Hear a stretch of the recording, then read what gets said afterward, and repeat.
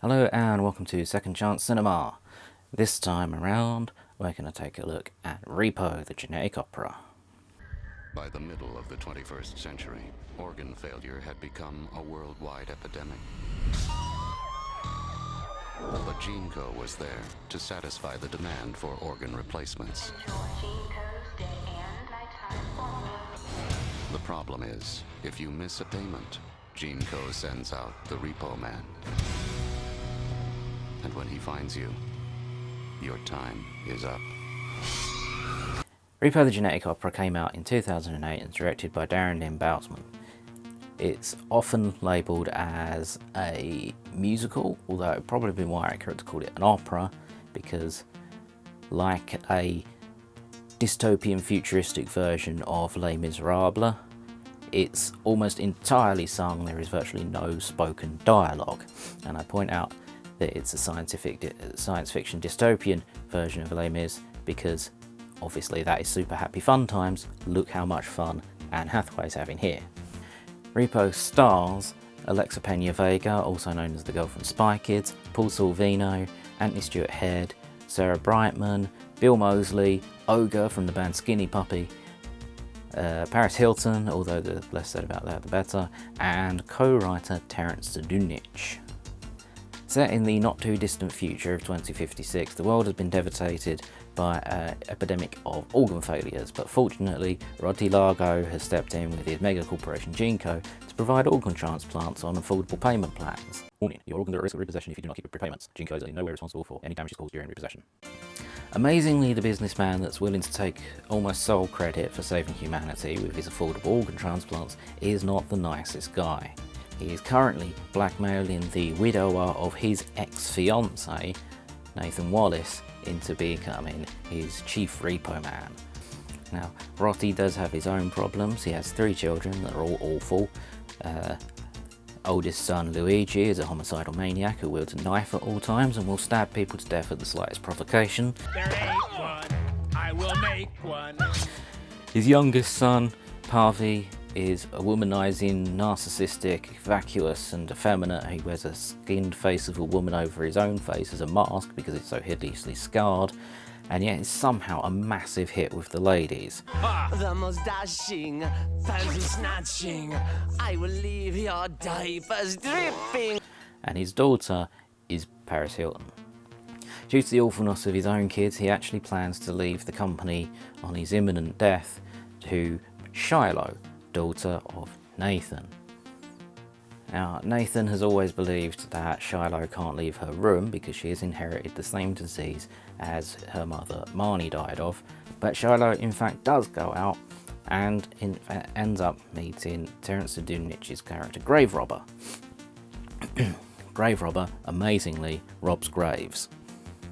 He does so to procure either the ingredients or the chemical itself that forms the powerful anesthetic Zydrate, to which Paris Hilton's character is addicted. It's through Shiloh's nighttime meeting with Grave Robber that the story really gets underway properly.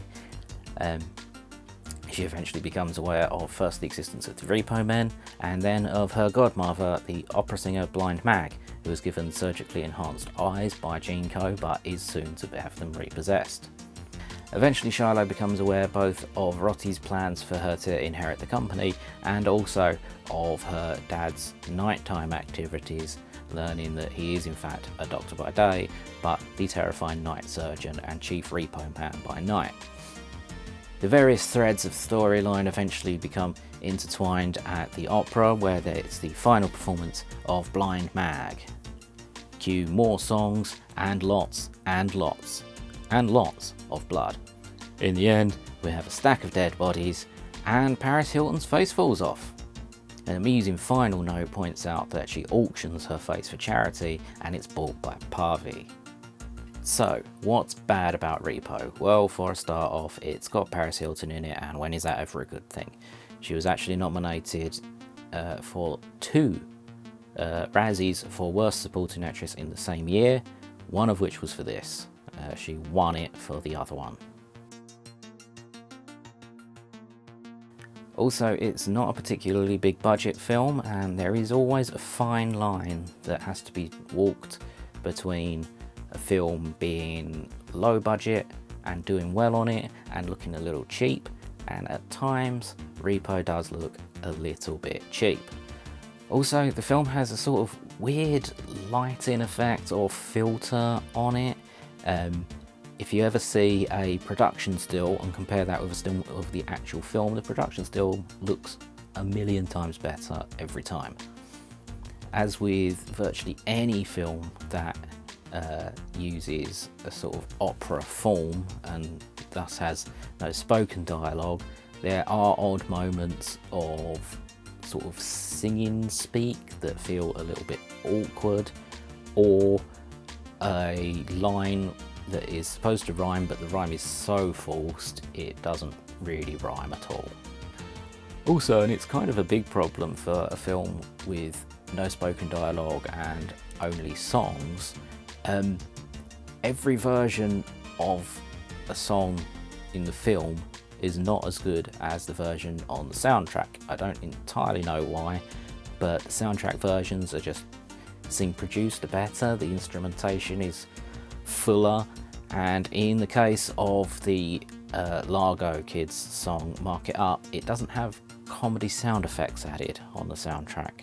One brain, mark it up.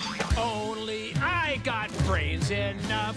And what's good about Repo? Well, firstly, although she's in it, Paris Hilton is far from the featured actor, so she's not in it too much. Bill Moseley is almost always fun, and Ogre is excellent as his younger brother Pavi. Pavi, who is so successful with the ladies that 10 out of 9 would pick him over his brother. Wait a minute, Pavi, are you sure that's quite right? Ask a Gentern who they prefer. 10 out of 9 will say the Pavi. Okay, whatever you say, Pavi. 10 out of 9. The four main proper singers, for want of a better phrase, Alex Pena-Vega, Paul Sorvino, Anthony Stewart Head and Sarah Brightman, are all very good. It's kind of an underappreciated fact that Sarah Brightman is kind of mad. And who knew before this that Paul Sorvino was a trained opera singer? His solo song Gold being one of the highlights of the whole film. I will not be betrayed. Empty the trash of all of them and leave it all to the kid.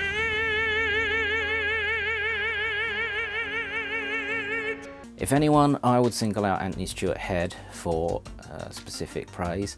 He manages to essentially play two different characters, and just from the tone of voice you can tell which one he's being, whether he's got his Repo Man costume on or not. I remember every dying whisper, every desperate murmur.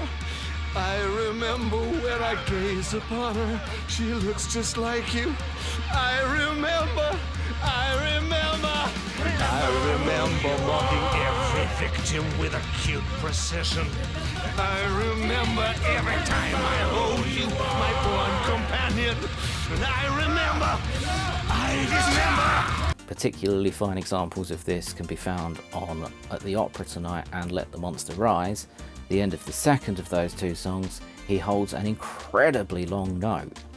He'd been seen singing before on an episode of Buffy, at least twice, both in the musical episode Once More Feeling and in another one where he sings Behind Blue Eyes by The Who, but I don't think either of those really give him the opportunity to show off his singing ability that Repo does. Also, on the subject of the song At the Opera Tonight, it's a great example of the multi-character setting up the last act song. I don't know if that's actually got a name, but if it has, I would love to hear it. Repo did not get particularly great reviews. I think they're referred to as mixed to negative, but it is a very fun film. And as someone very clever once said, if you enjoy a movie, then it's a good movie.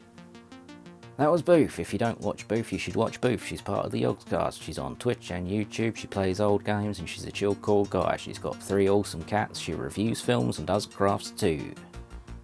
So yeah, while it may not have had critical acclaim, Repo is a fun film. It's got some very good songs, some really good performances, a very interesting idea, and lots of blood. So, in general, watch Repo for Anthony Stewart Head being a rock star, Paul Sorvino's considerable opera skills, Sarah Brightman continuing to be very slightly mad, Bill Moseley's in it, Paris Hilton's not in it that much, and a brand new way of counting, thanks Pavi. Repo, the genetic opera, ColonelXB says, give it a chance.